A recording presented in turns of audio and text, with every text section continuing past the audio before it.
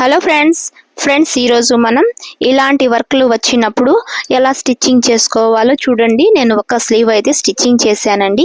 ఈ కచ్ వర్క్ వచ్చినప్పుడు ప్లస్ దీని మీద వర్క్ ఉంది చూడండి.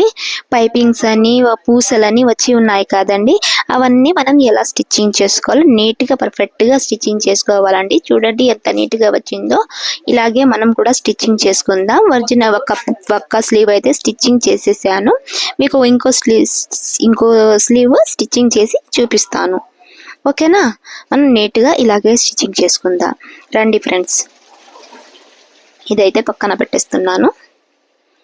మళ్ళీ కట్ చేస్తున్నాను. కట్ చేసేసానండి. మనకు సంక లోతు పెట్టుకుందాం.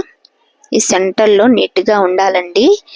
వర్క్లు వచ్చినప్పుడు మాత్రం మనం గాబరా పడకుండా ఇలా స్టిచ్చింగ్ చేసుకోవాలా. దీనికి ఒక లోతు వేసేద్దాం. ఇక్కడ ఒక పాయింట్. ఓకేనా? ఇప్పుడైతే ఒరిజినల్ పీస్ తీసుకున్నాం కదా, ఇదైతే ఇలా పెట్టుకొని ఇక్కడ 1/2 ఇంచ్ వరకు స్టిచ్చింగ్ చేసుకోవాలండి.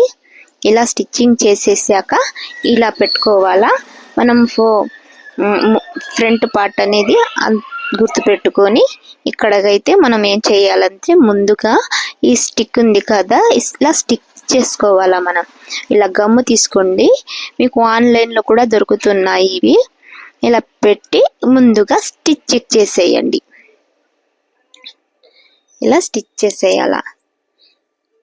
మనం స్టిచ్ చేసే ముందు ఏం చేయాలంటే ఈ వీడియో మాత్రం మిస్ కాకండి. ముందు మన ఛానల్స్కి సబ్స్క్రైబర్ కొట్టండి. మీకు టిప్ చెప్తాను. మంచి యూస్ఫుల్ వీడియోస్ పెడుతున్నానండి. ప్లీజ్ మన ఛానల్స్కి సబ్స్క్రైబర్ చేయండి ఫ్రెండ్స్. సబ్స్క్రైబర్ చేయండి, లైక్ కొట్టండి. ఈ సెంటర్ ఉంది కదా, మనకు ఫ్లవర్ ఉంటుంది కదండి ఒరిజినల్ పీస్కి, ఆ సెంటర్కి లైన్లో పెట్టుకోండి. ఇలా పెట్టుకున్నాక ఇలా కంప్లీట్గా ఇలాగే స్టిక్ చేసుకుంటా వచ్చేయాల. ఇది ఐరన్ అయినా చేసేయవచ్చు. ఆ వేడికి స్టిక్ అయిపోతుంది. లేకుంటే ఒక 5 minutes పెట్టినా కూడా స్టిక్ అయిపోతుంది. లేకుంటే మనకు ఏమవుతుంది అంటే జారిపోతూ ఉంటుంది. ఆ చెమ్మకి ఏమవుతుంది అంటే క్లాత్ ఇది అయిపోతుంది, జారిపోతా ఒక రకంగా, అదే చెప్తాం కదండి, ఒక రకంగా అయిపోతూ ఉంటుంది. అందుకే కొంచెం ఆరనివ్వండి. ఆరనయ్యాక మీ ప్రాసెస్కి, మనం స్టిచ్చింగ్ చేసే ప్రాసెస్కి వచ్చేద్దాం. నేనైతే ఆర్చేసాను, కొంచెం ఐరన్ చేసేసాను. అయిపోయాక ఇప్పుడు చూడండి ఇక్కడ వరకు వచ్చేసింది కదా, చూడండి పైన ఎంత వరకు ఉందో. దీని మీదకే స్టిచ్చింగ్ చేసుకుందాం.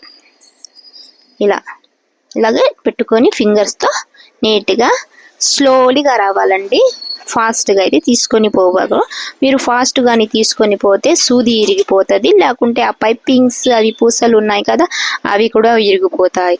మీరు స్లోలీగా తీసుకొని పోతే అయిపోద్ది. నాకు టైం ఎక్కువ అయిపోతుందనే మీకు టిప్స్ ఒకలాగా చెప్పేశాను. కంప్లీట్గా అయితే నాకు అయిపోయింది. ఓకేనా?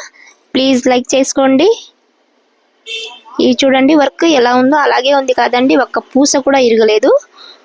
ఏం వర్క్ ఇవ్వలేదు. ఈ పైపింగ్ వర్క్ అండి. ఇవి ఉండేటప్పుడు మాత్రం ఇలా చెయ్యాల. పూసలు ఉన్నా పైపింగ్స్ ఉన్నా మనకు బ్లౌజ్ కన్నా డ్రెస్ల కన్నా ఒకవేళ మనకు కుట్టే స్టిచ్చింగ్ కాడే వచ్చింది అనుకోండి, మనం ఇలాగే స్టిచ్చింగ్ చెయ్యాలా.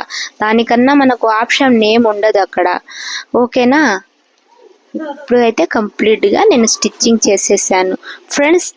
లైక్ చేయడం మాత్రం మర్చిపోకండి. సబ్స్క్రైబర్ చేయడం మాత్రం మర్చిపోకండి.